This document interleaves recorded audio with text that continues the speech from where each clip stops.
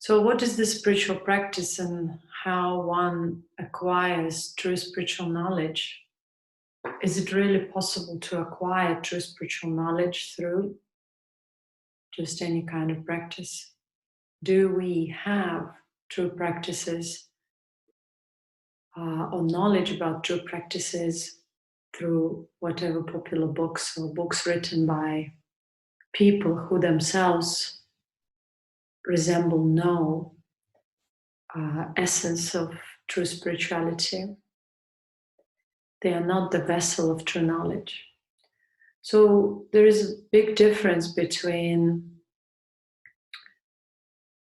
being a vessel of true knowledge, which means the knowledge is within and it sprouts out like a fountain, which is there at all times within.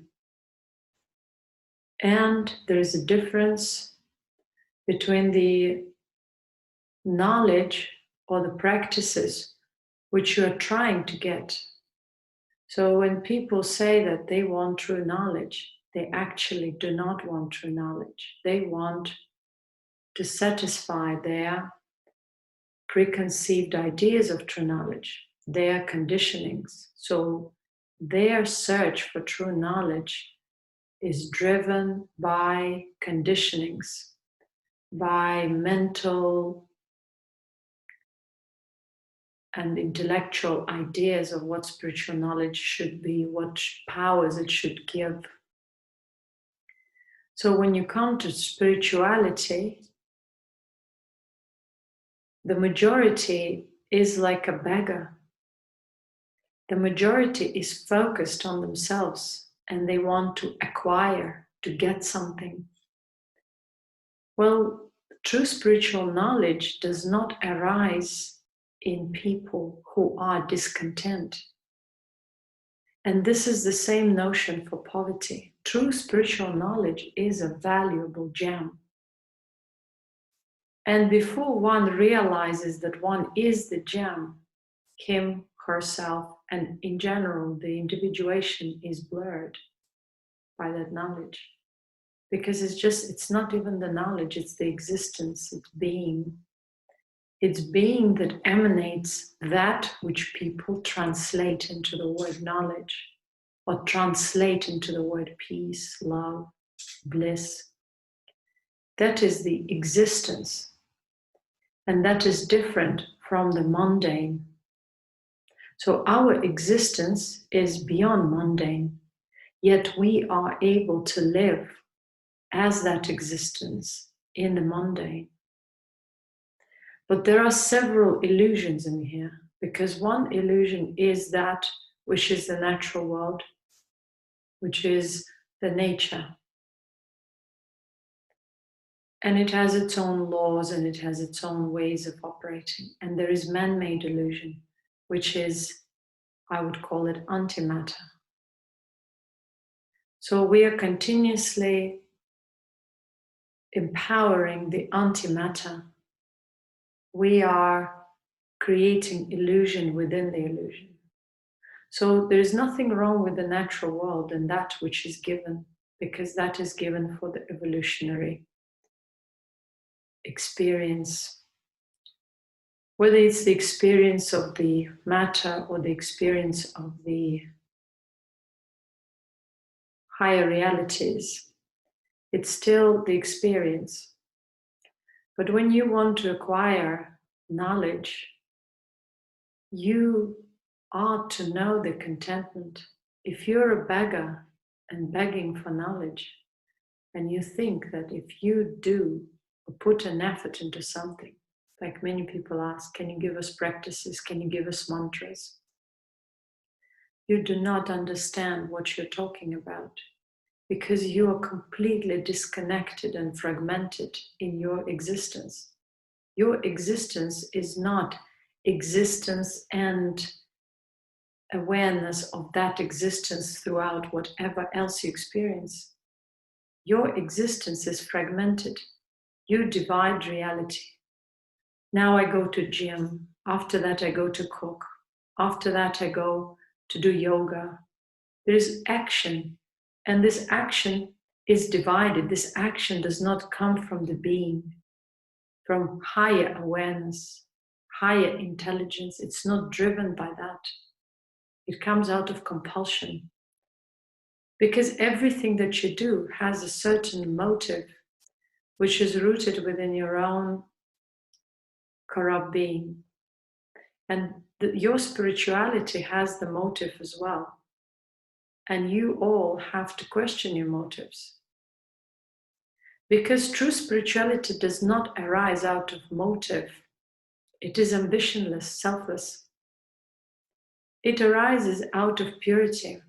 When one experiences deep contentment, equanimity, when there is no ambition, no beginning and no end, there is just being. And so when one experiences that, one is eligible for that moment, for the true knowledge to arise.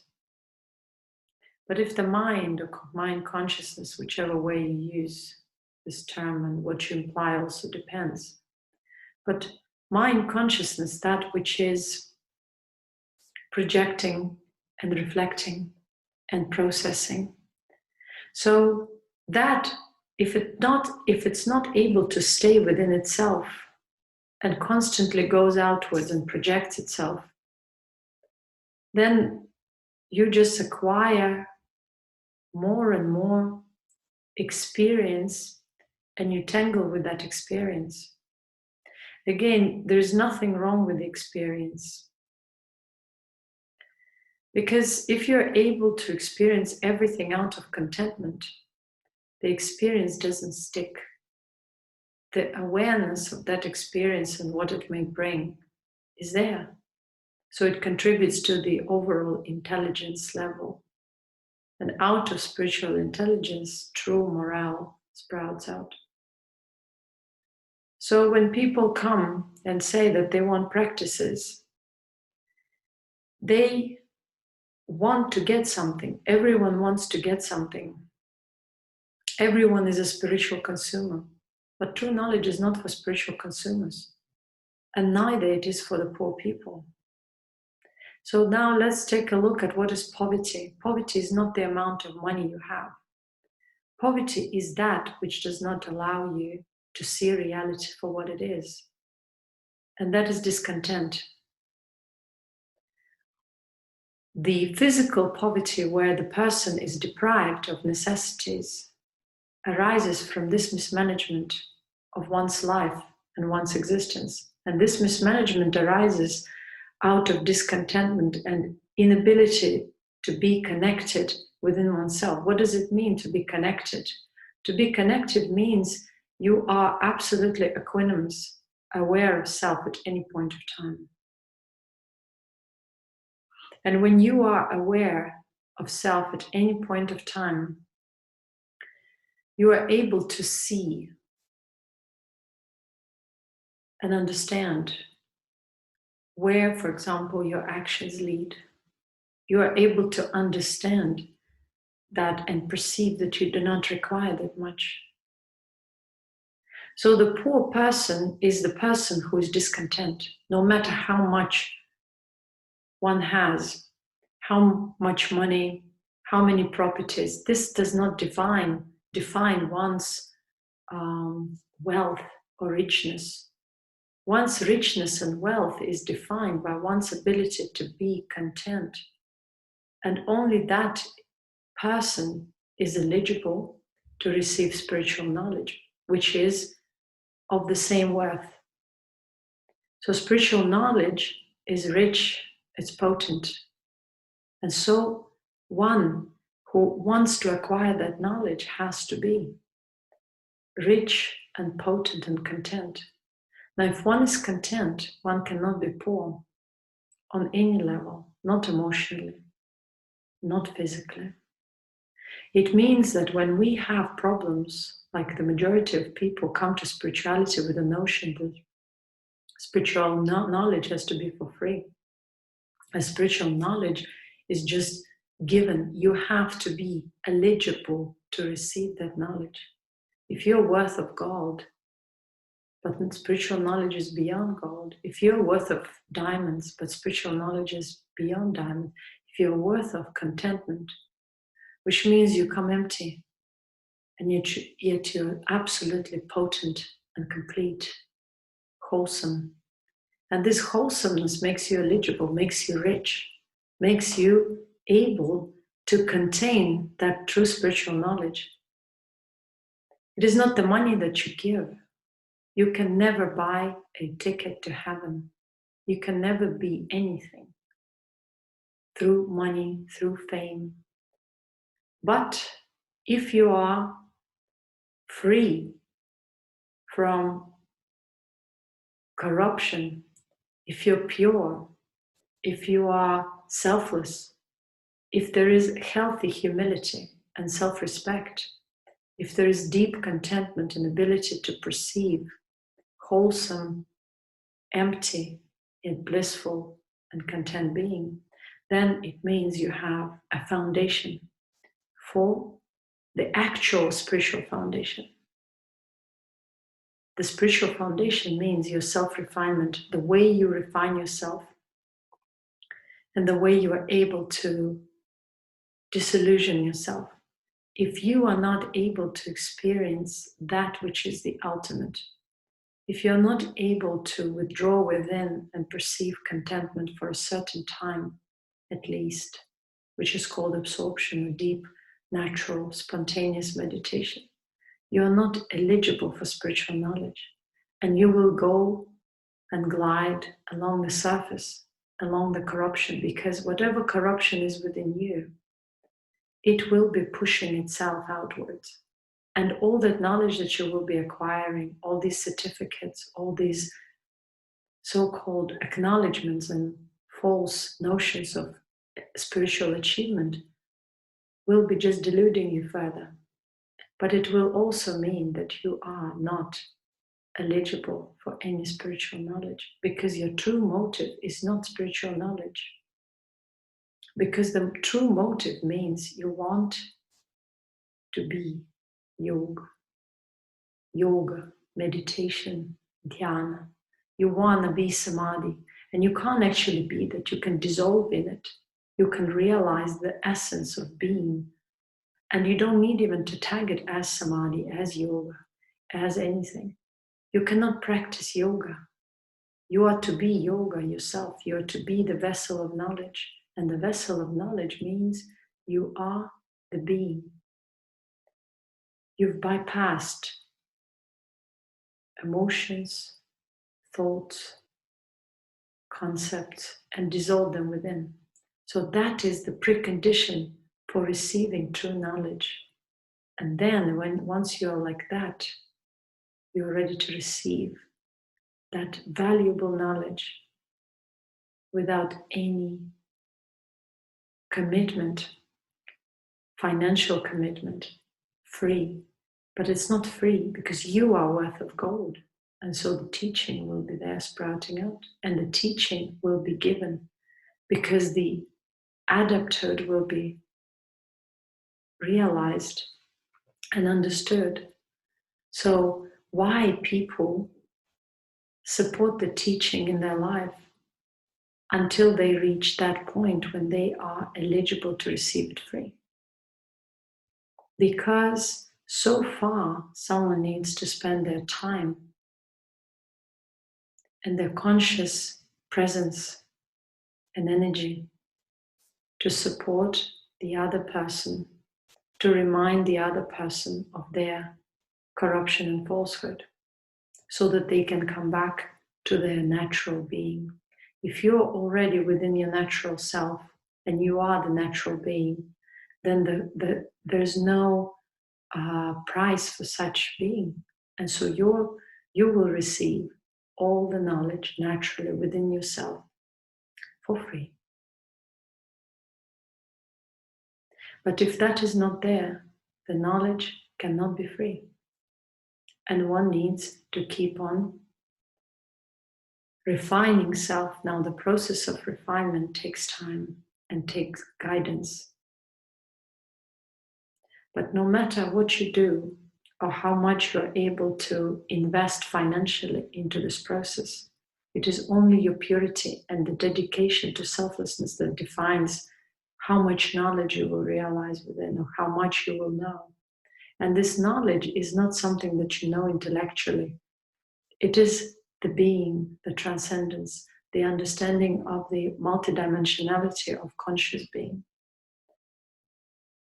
And knowing self beyond the physical form. As long as you emphasize your physical form and you perceive yourself as a physical form, you will not see true teaching. All you will see is a physical form. If you are learning from a physical form, make sure that that being is a vessel of knowledge, because they have to be an emanation of that. And yet they have to resemble simplicity, selflessness, an unconditional being. True teaching does not tie you up to itself. True teaching gives you liberation and empowers you to be your own source. Even if you receive guidance, it empowers you to understand your own value. But to understand value doesn't mean that you will be petted or you'll be encouraged to be narcissistic, self-centered. No. You will be discouraged to be such, because true knowledge cannot sprout out in self-centered people, people who have corrupt understanding of themselves and the world. Because the focus is on the being rather than on some self-identification or a limited form. And so true teaching doesn't have a form. It doesn't have a form. It is formless. And those people who say that they want to learn yoga and they want to acquire practices, and those beings who give those practices are in material exchange and in exchange of delusion. They will never know true knowledge. They will never know this knowledge as long as they pursue spreading of this corruption. They can celebrate their yoga days, they can celebrate meditation days, they can celebrate healing days and create all kinds of nonsense. But they will never know the true knowledge, because true knowledge is not born out of man-made reality. It is beyond the man-made reality. And one can understand it only once one awoke to themselves. Awoke to themselves means they're aware of themselves, because the mind, consciousness, dwells within itself and perceives itself as a equanimous being. Then it is able to see and cut through the illusion gradually. And that is called self-refinement. After that, true knowledge sprouts out automatically, spontaneously. And all these practices come spontaneously without any need. But they are called practices. They are neither these practices that lead one to madness or occult possession.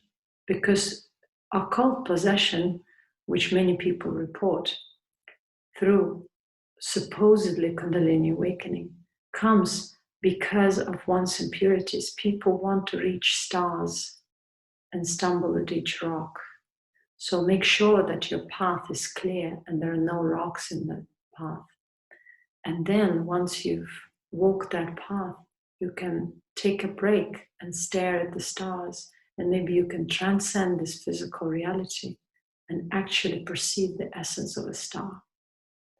Without this, there is no progress and there is no evolution. And in general, in terms of true spirituality and true spiritual evolution, there is no such a thing as voluntary progress. The progress or evolution is defined by one's purity and one's ability to cut through illusion. But there has to be a proper foundation. This proper foundation is contentment, is wholesomeness, which for the majority of people at this day and age is only a goal and is seen as some kind of a awakening or enlightenment. But that is just the first step before one even goes into any kind of understanding of true spiritual knowledge or spirituality. And that's why sometimes if one wants to really understand something, one needs to learn to be rather than to act. Some practices can be given, but these practices are given to eligible people. Eligible people means they're pure inside, they're selfless. Have you come across such? If you have come across such, then you know that these people must be eligible. But purity is not defined by the moral human code of actions. It is not about what you do, how you behave with others, do others like you or dislike you. It's much beyond that. And that's where true evolution can never be known unless you are evolved to that degree to perceive each and every individual and know their being, the way you know your own being. So you're only able to guide others when you know your own being. When you realize your own impurities and refine them, dissolve them, then you can see others without judgment, but perceiving them in their true light, with their good potential, with their bad potential. Everyone is able to be both. But this is not the point and essence of life. The essence of life is to understand the reality with capital R and understand how we have created this man-made illusion and how we propel it within ourselves. First, we have to dissolve the man-made illusion in order to understand what the creation and the natural world is. So when we know the natural world, we know the essence of the illusion, but we cannot know it until we know our own self. So our self and the creation is inseparable. And wise men understood it because they realized it through their humility. And thus Siddha teaching, Taoist teaching is all about understanding that, because there's no separation between true teachings. This is just one perfect teaching of being. People want to pursue separation, it means they don't see the essence. And when one recognizes the teaching, why wouldn't one support the teaching? But that support cannot be equal to the teaching or to the source of teaching. But in the ultimate, there is no teacher, no student. There is only being, and that being is the knowledge and everything.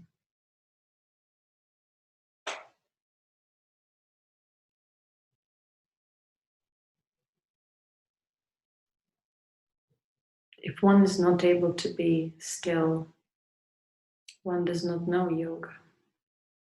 One does not know meditation. One does not know anything. One pretends. One applies words unnecessarily, wasting the energy. Because if you knew of yoga, of meditation, of pure being, each word would be like a sword cutting through the illusion.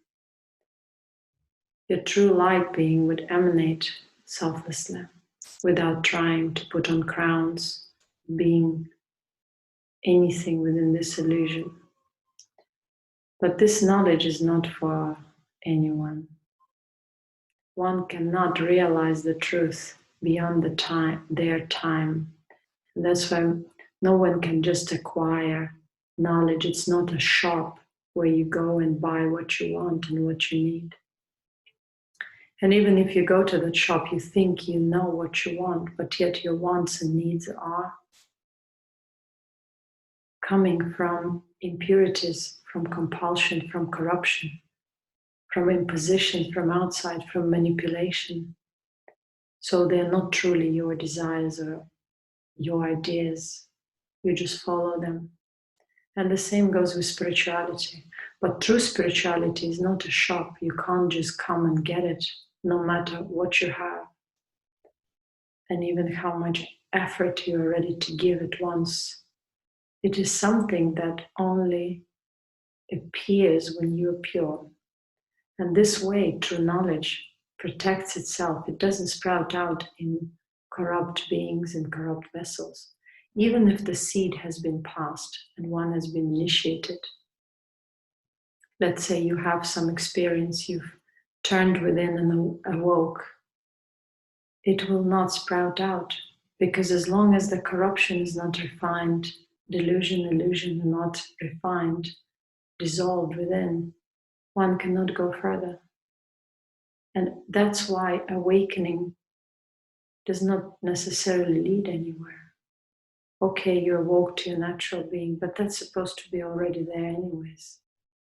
So you awoke to your natural being, so what? It's very rare that one is able to evolve through that awakening, because after the awakening, there are a lot of impediments. There are a lot of obstructions, a lot of entanglements with which one has to work and understand and realize and dissolve. And that's why this path is so difficult. The path of true spirituality, whatever the name is very difficult for some, because there is too much resistance within. This resistance is the impurities, is the corruption, is the falsehood, is false beliefs, false ideas, false understanding of life. And so as long as it's there, it will be propelling the illusion, it will be stagnating one. There are occult influences and afflictions, which is affecting everyone. And as long as one is trying to get out of this or dissolve this within oneself, one will encounter a lot of impediments. And one needs to be pure, humble, and courageous in order to cut through these obstacles. And if there is no grace, the grace of own purity and maturity, there is no way one can ever evolve or transcend further. That's where all this bogus spirituality that we're seeing, all these bogus gurus, teachers, false commercial spiritual charlatans are just clowns with a bit of occult knowledge, which are manipulating people, luring them into their dance and devouring them, selling their souls to different kind of occult beings and entities. So there is no spirituality in that. There is just entanglement with entanglement. But these entanglements happen because there is already a knot, there is already preconceived ideas that there are certain predispositions within that lead one to the corruption. If one is corrupt, one will only pursue and perceive corrupt spirituality. And this will seem like truth. But with time, one will be disappointed and see that it's not that. Because in order to perceive truth, one needs to be pure within and already refine self to the point of being able to recognize what is what. So before you follow anyone or anything, question your motives, question your self, understand your inner corruption first, so that you can see the corruption outwards.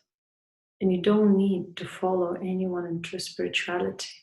What you need to follow is inner contentment, equanimous being, and purity. Purity means your consciousness does not wander outwards much and is able to stay within because it's not clinging. If you're going shopping for spirituality, for yoga, you will never find it there. Or you will find people who will take advantage of you and spiritually, emotionally, psychologically, even possibly physically will abuse you. So you have to bear that in mind. And it is not discouraging, it is the reality. And if one doesn't see this reality yet, one will see it in time. Because everything, after all, is one's experience. And everyone has their own experience, and they will have the face-to-face situation with reality one way or the other at some point. So the only way one can understand the reality is by going and sort of unloading, letting go, and perceiving self in its essence. It's not about also how many transmissions you watch. You are misusing this knowledge. The point is not about transmissions. Transmission means someone is sharing their being. But it has to be your being in order for it to be your knowledge. Don't go for other people's knowledge. Go for your own. If something resonates within you, cultivate it. Cultivate stillness. Stillness means that you see that everything is transitory, and it's so natural that you can easily withdraw from that which is transitory and dwell again within your own being. And this is all about true spiritual knowledge and how to acquire it. There's nothing more to add here. But if your mind is complicated, complexed, it will go through complication and it will look for complicated paths. True spirituality is absolutely simple, but it is unknown or hardly known for the current day and age people because their minds are complex and tangled within this man-made reality, within occultism. So you look for symbols, you look for some kind of sounds, yet you don't understand the keys of the creation, to the creation. You don't know, you don't have these keys. Why would you use sounds if you don't understand what sound or light are? All our science is bogus as well, because it just is fragmented and knows some bits and pieces. Only when you know your own self and you realize the reality and the reality of creation, and oneself is a part of the creation on a certain level, and also self beyond the creation. No one can ever teach you the truth or the science of reality, but you yourself, if you are able to simplify your being. It doesn't mean that you have to give away your last shirt or sleep on the floor. It means you're able to let go of concepts and ideas and beliefs and all those emotional entanglements within yourself, and you're able to go within. Then your mind is continuously dwelling in its own self and enriching its own being, whatever that being is, from subtle to gross. Then gradually, without ambition, selflessly, through life experience, through life circumstances, being in this world, in this natural world, connecting with this natural world through your own being, you will understand what this natural world is all about, what the creation is all about. It's going to take time, but life is endless because life is being. The bodily life ends because people propel corruption. This corruption drains them, wanes them away, and leads them to rotting alive. And this leads to painful end in agony. But this is not true death, because the reality is beyond life and death. It's existence. And if one realizes this, one has gone beyond this illusions and one is able to free self further, or refine self further and evolve and realize and acquire more subtle knowledge. But this is not for this day and age yet. For this day and age, one needs to first of all purify self from all that which is not the reality and come back to the natural being, to come back to the natural perception of self as the being. So the mind, consciousness has to dwell within itself.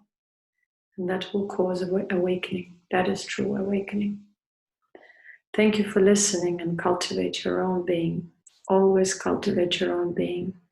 Don't look into other people's gardens, other people's plates. Enjoy what you've got within your own plate, and even if that plate is empty, be content for now, because you're still alive and given a chance to realize, to experience whatever that experience can be.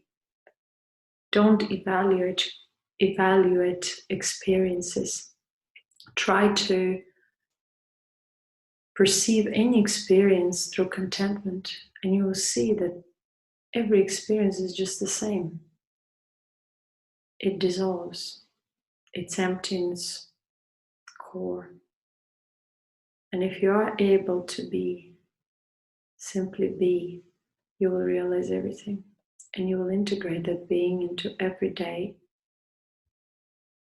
life. And so every action will come out of that being,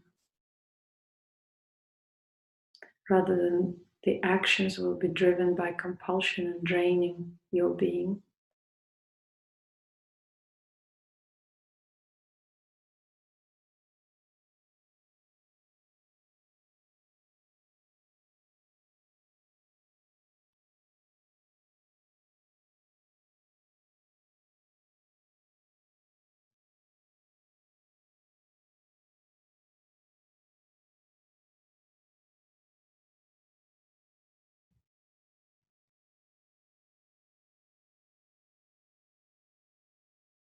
Never try to live other people's experiences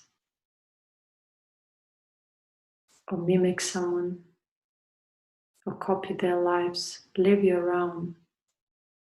Cultivate your own being, and you will dissolve all that which is not true. You will be that knowledge, that emanation, that yoga. Yoga is not selfish and ambitious science. It's a selfless being. Remember that. Thank you.